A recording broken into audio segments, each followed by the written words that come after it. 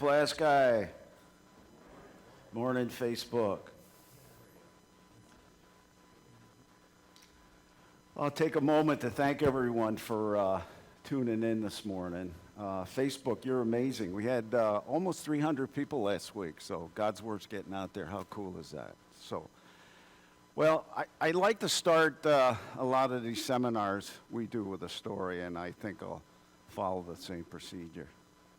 So there was this couple, and they were married 60 years. So the wife said, you know what, for your birthday, I surprised you, and we're going on a cruise. He was very excited. So they made their way to Miami and got on the cruise boat. Well, if you've been on a cruise before, and I know a lot of you have, one of the things that happens is one of their intentions is for us or for people to connect with other people. So and very often that happens at dinner. So they're sitting at the table and conversations going back and forth. And one husband said to this husband of the couple that had been married 60 years, boy, that is amazing. You know, how did you pull that off? And he very quickly said, you know, I just really respect my wife, and I really go out of my way to keep that in mind as we go through each and every day. So the husband went on to say, well, what did you do for your 25th wedding anniversary? He said, it was really neat. We went to China, of all places, and we had a great time. So the other husband thought for a minute. He said, well, what'd you do for your 50th? And the other husband said, well, I went to go pick her up.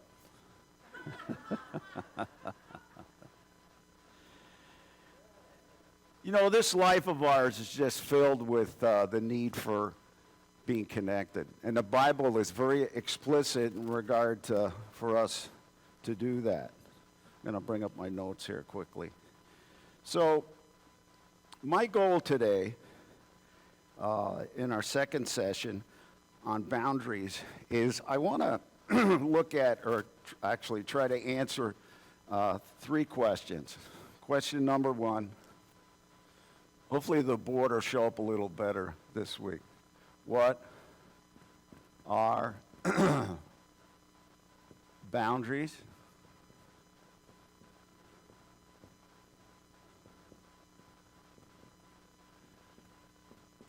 Number two, very important one, is what specific boundaries do we need to have in place? And finally, number three, how are we going to implement that or put into practice?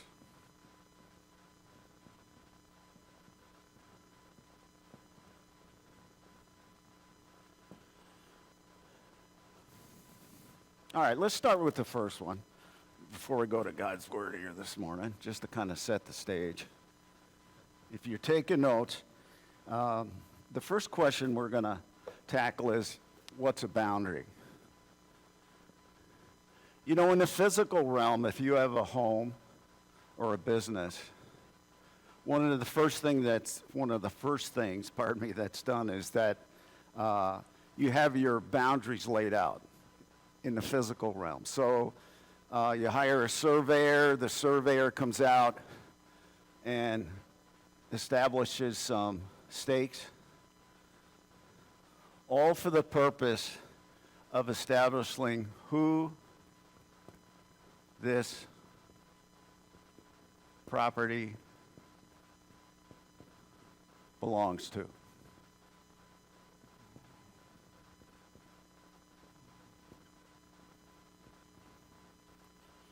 You see, that's your property. And what boundaries do is there's a clear mark of separation in regard to what belongs to you and what belongs to other people. Now, this whole concept of the needfulness of boundaries is nothing new. From Genesis to Revelation, we're told in the Bible that there needs to be some clear boundaries in all of our lives. The scripture that I chose this morning comes from Job.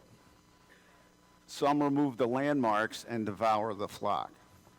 Well, we all know that Job went through some horrific things in his life. His life basically fell apart. And I got did some digging this week, and what I found out in regard to boundaries and the scripture that we have here this morning is that in Bible days, it was customary, actually it was a Hebrew law, that if you owned property and you owned flocks, which most did, the expectation was that you would take some stones and you would actually physically mark the boundaries of your property. Now you know where I'm headed with the story. So men being men, very often evil people in the middle of the night would take these stones and move them. In fact, not only would they move them to enlarge their own pastures, but they would also move them to steal some of the flock that was in that original layout or boundary that was put there. So this whole idea of boundaries is nothing new. You know, we get to the New Testament and it says very specifically, it says in Proverbs actually, it says, guard your heart because that is the wellspring of your life. So I got thinking this week, you know, when we talk about boundaries, I think one of the first things that needs to come into the conversation is, you know, when do we say yes and when do we say no? There's an old adage that says our yeses are far too quick and our no's are far too slow. So how do we do that? How do we connect the dots with people to make sure folks are not kind of running over our personal atmosphere, our personal things that we believe in to be important in our life? Because we know from tremendous data that's been put together that when folks go through life and there's not any real clear boundaries, some horrific things come into play. So let's take a moment and let's pause in regard to this whole yes and no issue.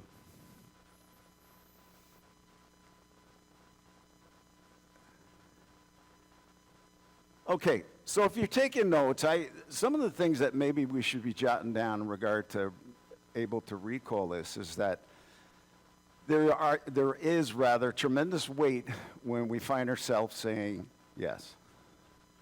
Now the problem is when we say yes and we're forced to say yes, that's when the issues come in. That's when boundaries become just so important and needful to be in our life. So how do we make sense out of that? Why is it that our yeses are too quick and our nos are too slow? Well, when we're forced to say yes, it's in a negative relationship. And negative relationships happen all over. They happen at work. They happen in our marriages, sadly. They happen at church at times, sadly. And all negative relationships focus on power and intimidation for us to say yes to a situation that we know in our heart we shouldn't be saying yes to. And on the other side of the coin, positive relationships focus on the greater good. So boundaries that we put in place allow us to reject the requests of people who are in power trips, who are narcissistic, who really lean on intimidation for us to do the things that we need to do. You know, when I was in my first life and I was teaching, I was reminded, I had 3 different bosses in a period of 33 years. And the ones that were prominent, the ones that got the highest mark for leadership, number one, ego wasn't an issue. And the second thing is they really went out of their way to value the people that were under their leadership. And that doesn't happen just by chance or happenstance. It happens because people are intentional about being sensitive to the boundaries that other people have. Okay, so when we talk about boundaries, it's not rocket science. Basically, there's 2 kinds of boundaries. Boundary number 1 is identity boundaries. And those are boundaries that are really not up for discussion. You see, that's your identity. That's what you and I believe to be true. That's our values and our morals. So when it comes to boundaries that we put in place in regard to describe our values, that's a place that's fragile. That's a place that we need to protect. All right, so where does the brunt of these boundaries come up? So if we agree this morning that boundaries that really represent our identity really need to be protected on the utmost, what are some self-protecting boundaries that we need to make sure that we have in place? Well, I got a list, as you would expect. The folks that I are working with presently, one of the first questions that comes up in any discussion is, what boundaries do you have in place? Because if we're not intentional about having some boundaries in place that are going to protect our self-worth and our values, there ought to be some places that we very quickly can take our finger and point to those places that are trying to do that.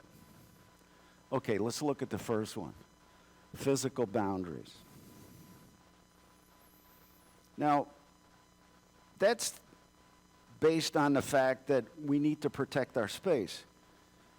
We need to be courteous, but on the other hand, we need to make it known to people that that's something we accept and something that we don't accept. I said last week, if you recall, I gave the illustration that all of us are in a movie theater, and we're up at the top, up by the screen, and there's a series of seats. And very, very often in our lives, we really don't have control in regard to who's in the theater, but we are in control in regard to where they sit. So there are people in your life and there are people in my life that belong in the front row. Because they're there very often to touch us and to guide us and to give our life meaning. And certainly those are relationships that we want to encourage, and those are relationships that we want to muster up and bolster up. But there's other relationships that, even in our families, that we need to have love for those folks, but sometimes, sadly, that needs to be love afar. So we make a very candid thought in regard to where those folks are going to sit. Now, one of the things that never really changes and is not in flux is our personal beliefs and values. Like I said a few minutes ago, that's not up for debate. But most of the other boundaries that we, set up in life, those boundaries, are very often in flux. Because our identity changes. There may be someone in close relationship with you that fell ill or is falling ill, that's struggling. There may be a death in the family. So at any given day, these boundaries are fluid because our identity changes. Linda and I were talking this week, and I think one of the things, too, that's a lot different than even, 20, 30 years ago is that our identity, at least my dad's identity and my identity, was to go to work, put your head down, brag about how busy you are, and spend as much time as you can at work. Well, that view of what family life looked like back then was skewed. It really wasn't right. I mean, it's good that we want to provide for our loved ones. But the other thing of late is that people are really, aggressively going after getting as much value time at home as they can. So things have changed. Responsibilities in regard to what the woman is expected to do and what the man is expected to do. When my dad got home, the expectation was, or is, that my mother would, for the most part, ride herd on the kids. Nowadays, those responsibilities are shared. One of the things that couples very often get unhooked in regard to their valued relationship with each other is they really lack the ability to negotiate. Now, negotiate is not a negative word. Basically, it means is that we need, on any given day, whether loved ones, people at work, is that we need to find some commonality in the center of the road. And for that to work, both sides have to be flexible. You know, it's interesting when you listen to couples and they're struggling in regard to he did or she did or could have done. Very often that whole argument process that they're going through is that, you know, we never learned in high school how to disagree. So the rules for years are raise your voice, just be non-flexible at all, and kind of push through what you needed to do. But the interesting thing is that there's scores of data, once again, that suggests that in order for people to find the middle of the road, both parties have to give up some things and embrace some other things. And that's difficult for us to do because that's something that maybe we're not used to. So personal space is things like privacy, safety, affection, touch. I had a woman several weeks ago says, you know, Tom, there's this guy at work and he's a nice man, but I come to work and the first thing he does, is hug me. And I feel very uncomfortable. So I said, well, how did you handle that? She said, well, I just kind of shrugged my shoulders and act real stiff. I said, well, let's try this. Tomorrow morning, what time are you going to be at work? She said, well, we're expected to be at work at 7:30. Okay, when this man comes up and wants to give you a hug, just extend your hand and give a handshake. And let's see how that goes. You see, there are some things in life that need to be stated. There are some things in life that need to be brought to the forefront. In every single relationship that you have and I have, in both at work and at churches, there's some expectations that people bring to the table. Sadly, sometimes those expectations are never voiced or brought forth. Sometimes those expectations are there and they are broken. So that's when things get unhooked. So when we talk about personal space, you know, we all need that inner voice inside our head that says, you know, I feel very uncomfortable about what's happening and I need to do something about it. Now, some people get real high marks for boundaries, I've learned, and other people don't.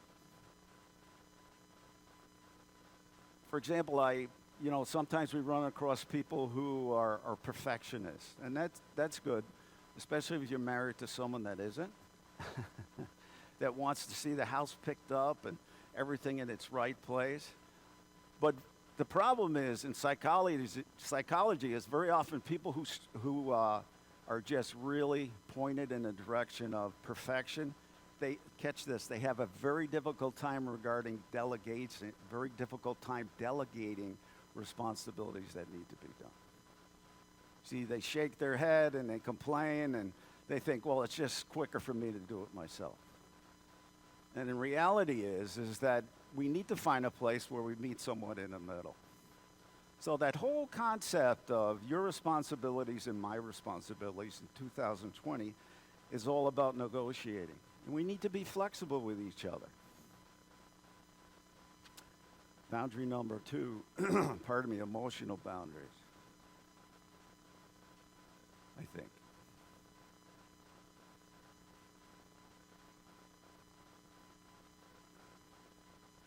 Okay, plan B, I got it. Okay, emotional boundaries are boundaries that we have this feeling in our heart, in our head, that there's something that's just rubbing us the wrong way. They're emotions that are just going against what needs to happen for us to be healthy and to move forward.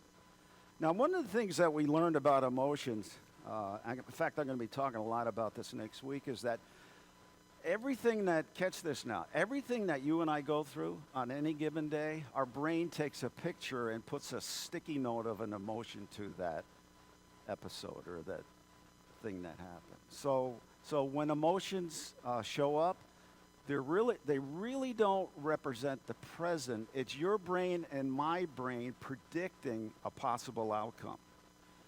Now, the sad thing is that some emotions really don't have our best interest at heart. And for many folks, they're really motivated in regard to what they feel. Now, I would never argue that we need to turn our back on emotions. I mean, God gave us those for some very specific reasons, right? But the other thing, too, is that we really need to take a look at, how factual is the emotion that our brain is sending to us.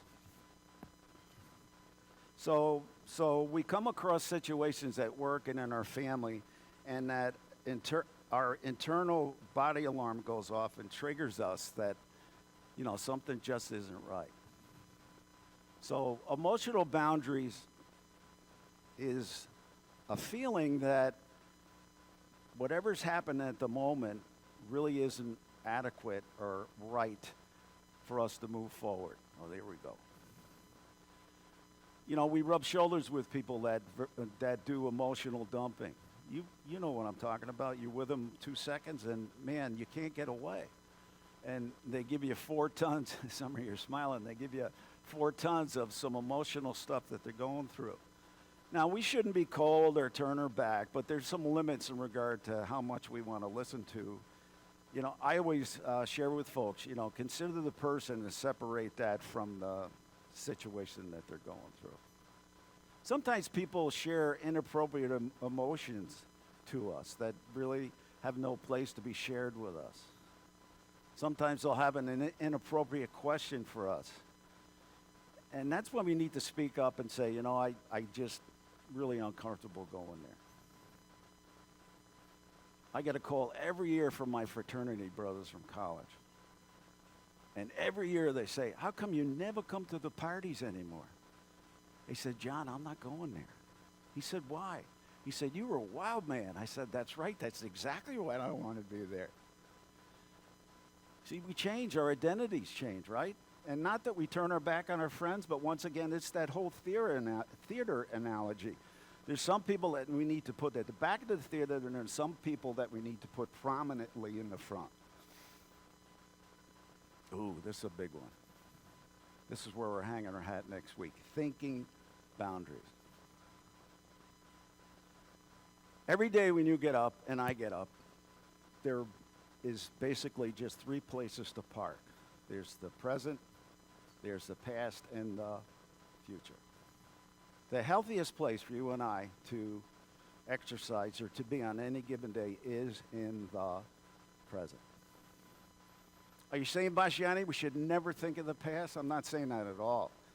You see, we should occasionally glance back at the past, but both feet for us to be healthy emotionally, our feet need to be in the present with one eye on the future.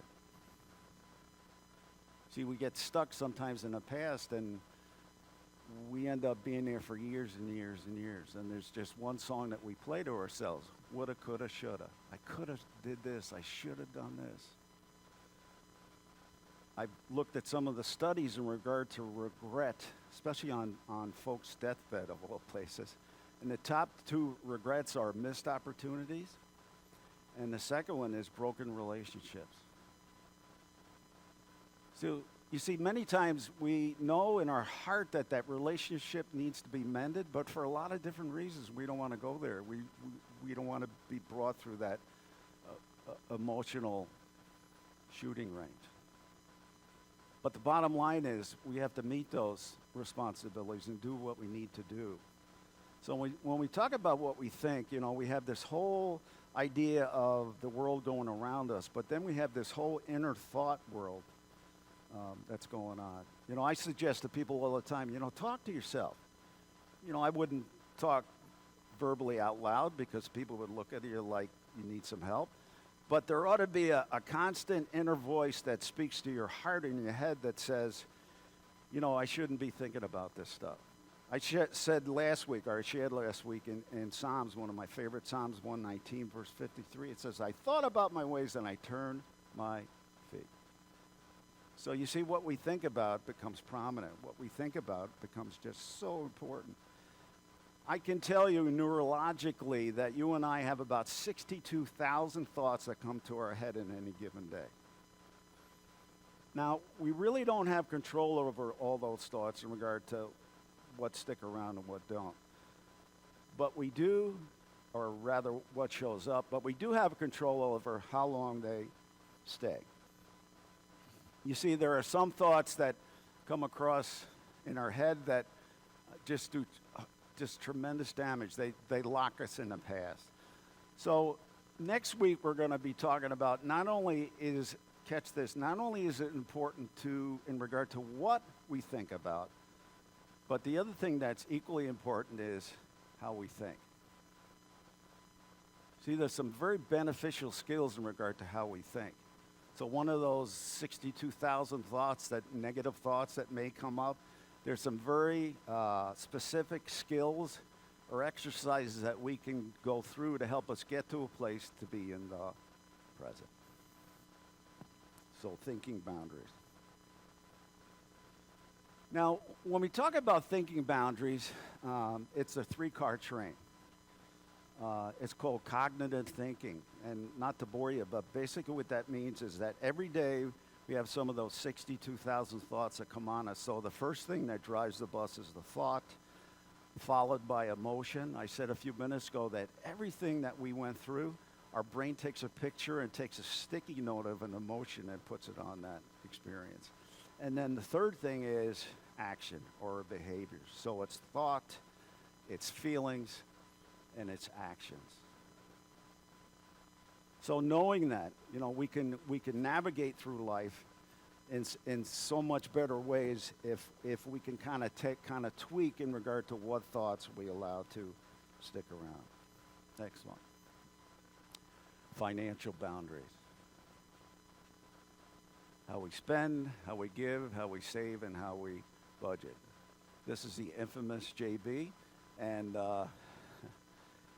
he volunteers at church. If you're struggling with some finances and you need some help getting to a place where you need to be, he's the guy to see. Give him a wave, JB. In relationships, sometimes we don't get high marks in regard to sharing the importance of both wants and needs. I've come to the conclusion after being married 47 years, both wants and needs need to coexist. Some of the most, how do we word it? Well, I'll just say it. Some of the most interesting disagreements with my wife have been the difference between wants and needs. Tom, do you really need air conditioning in your new John Deere tractor? Thank you.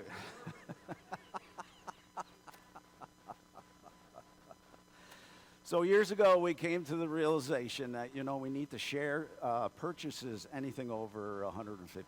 That's reasonable, right? So there's that whole negotiating thing. And young families, I hope I don't get beat up for this, but there's a lot of young families that never take the time to really discuss relationships and in those relationships in regard to finances. JB will tell you the Bible talks more about money than virtually any other subject, that we seem to go through. So finance is one of those boundaries that we need to have in place. Next one. This is a tough one for me. Time, boundaries. You see, it's coming up with a game plan in regard to where you want to spend the hours of the day. There's an old adage that says, and I believe it to be very true, it says, very simply, but very profound, it says, the relationships that mean the most to you deserve the best part of your day. Now, we all know, especially people that go to church and have Christ in their heart, that we try to really go out of our way in regard to helping people. But sometimes if we're not careful, we get overcommitted, right? So some of those very important relationships, the people that are in the front row of your life, sometimes they get second best. Sometimes we don't talk to the people in the front row as well as we do to people at work. If we talk to people at work sometimes, if we talk to our spouses like we talk to people at work, there would be some more center-of-the-road stuff. But what happens, I think, is we only get so much energy in a day, so we go to work and we're pleasant and we smile and we shoulder questions and we kind of go through that. But when we get home, it's almost like our tank is empty. And we say things that we would never, ever say at work, because if we did, we'd probably be fired, right? So we got to be sensitive in regard to how we treat each other on any given day. Words are they're tremendous things. They can be tremendous building blocks, but they also can be some very negative causation in regard to saying and doing things that bring us to a place we're never meant to be. So time management is overcommitting, being kept in long conversations. You ever have a conversation with someone and they just go on and on? I mean, I'm sure if you parked there, they would go on for the next 10 years if you allowed them to do that.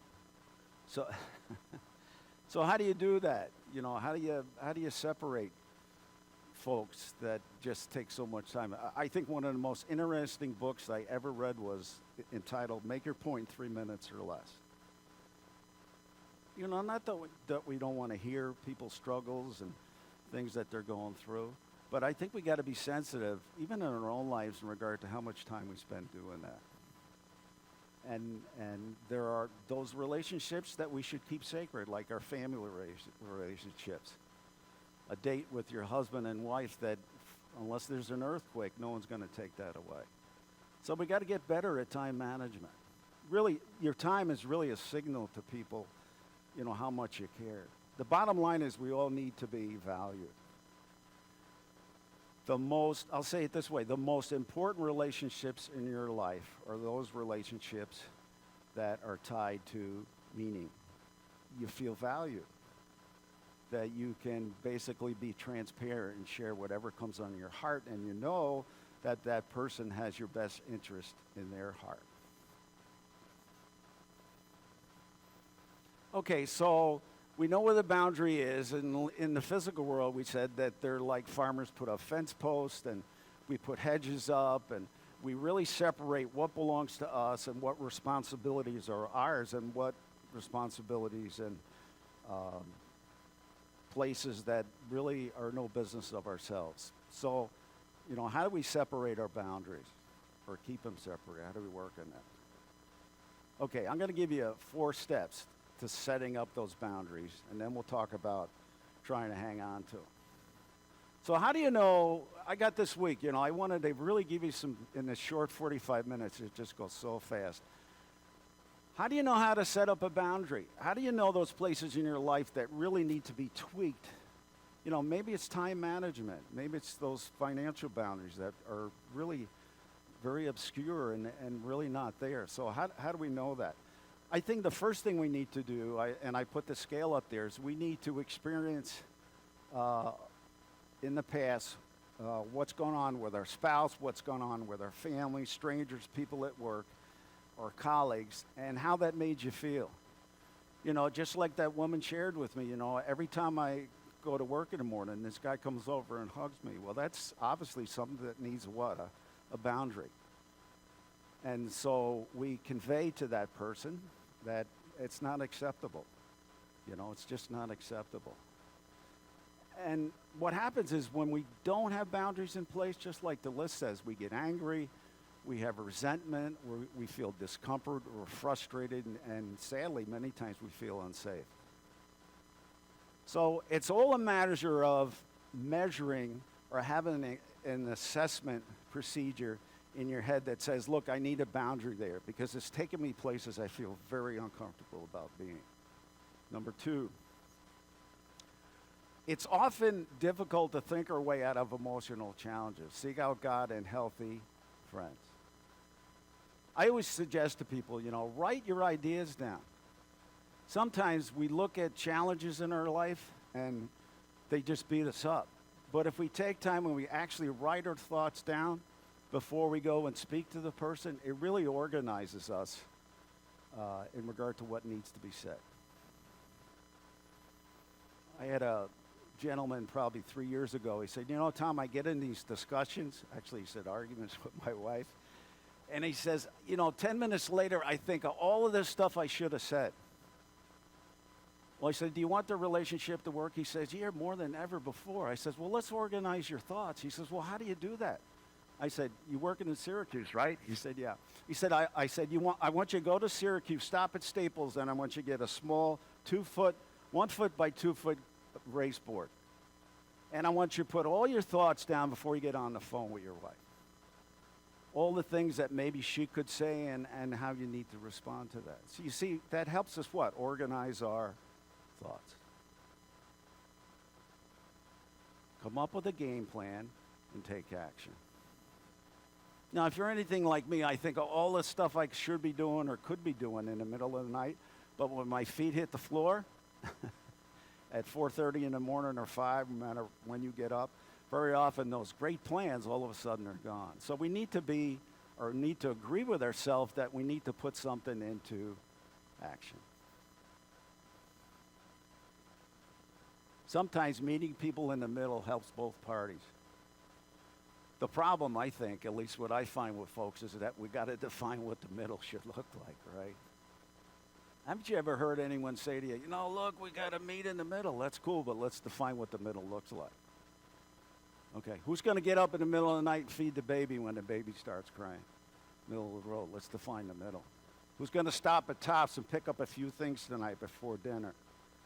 Define what's in the middle of the road. You see, the old days of women did this and men did, those days are gone. We got to negotiate. We got to find the common road. We don't know how to argue. All relationships, we argue. That's healthy. But the resolution to the argument, it becomes prominent. What can we put in place to solve those disagreements and get in the center of the road? And I think the bottom line for that, I think the center line where it's painted in the road is, ready for this? If you're taking notes, the common good. There's things that you can do and I can do in my relationships that are for the better good. Many times they're metals that no one will ever see, just us and God. But nevertheless, there's something that's got to be done. I said last week, some of the greatest heroes that you will ever come across never put on a uniform. But they go out of their way for the better good, to do the things that need to be done. I don't know where that one came from. Okay, we just got a few more minutes. Doesn't the time go fast? All right, I want to give you just a couple, actually I'm going to give you 4 considerations in the midst of setting up these boundaries that we need to be thinking about. And then hopefully I'll leave a couple of minutes for some questions that you might have. Okay, so in this whole process of setting boundaries, here are some constants I think we need to be not only privy to, but put into practice. Number 1, I'll go slow. The sooner you say things, the better.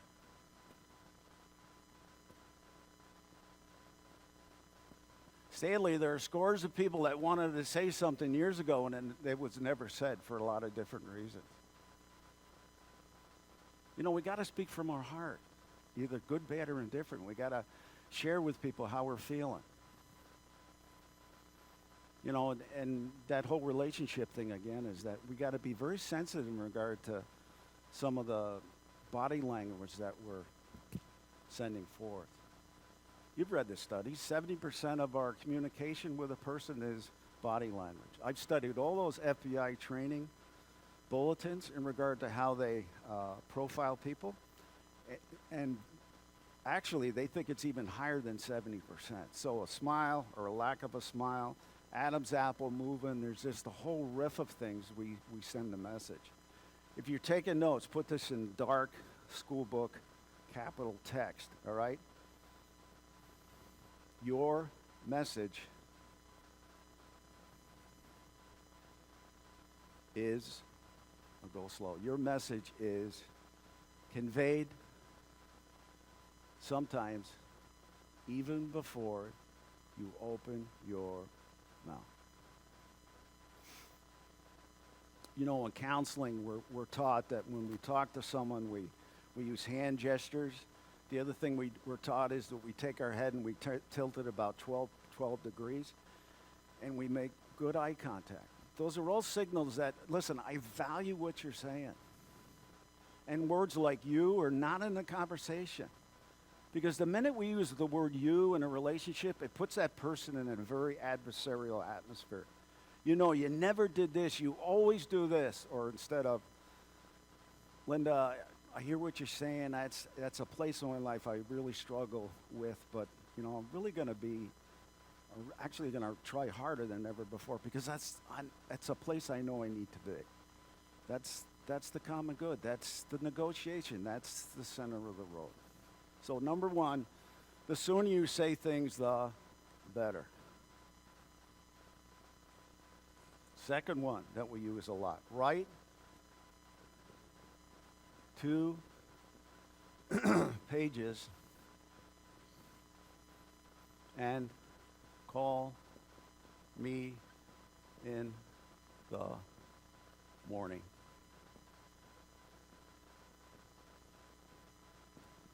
Once again, the idea of just having a place where you can just jot some ideas down. It just really helps you to organize your thoughts. If you're anything like me, it's like, man, I got a million things going on in my head. Well, that's fine. But when you know you need to have some value conversation with someone, just take a minute, maybe the night before or the day before, and jot down your ideas. Many times the problem we don't sleep real well is that we got this whole thinking process on when we go to bed. I always tell folks, the chair is for thinking and the bed is for sleeping.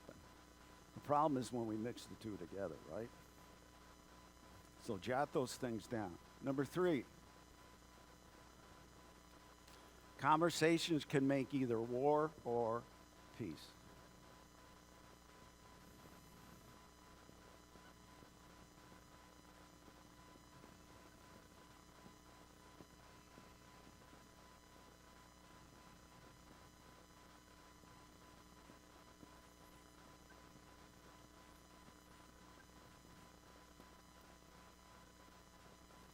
Okay, so we need to be sensitive in regard to body language.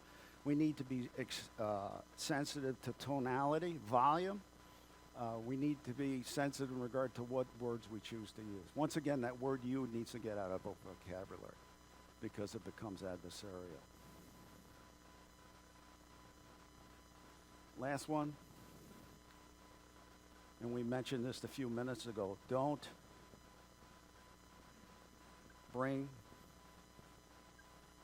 your leftovers home from work.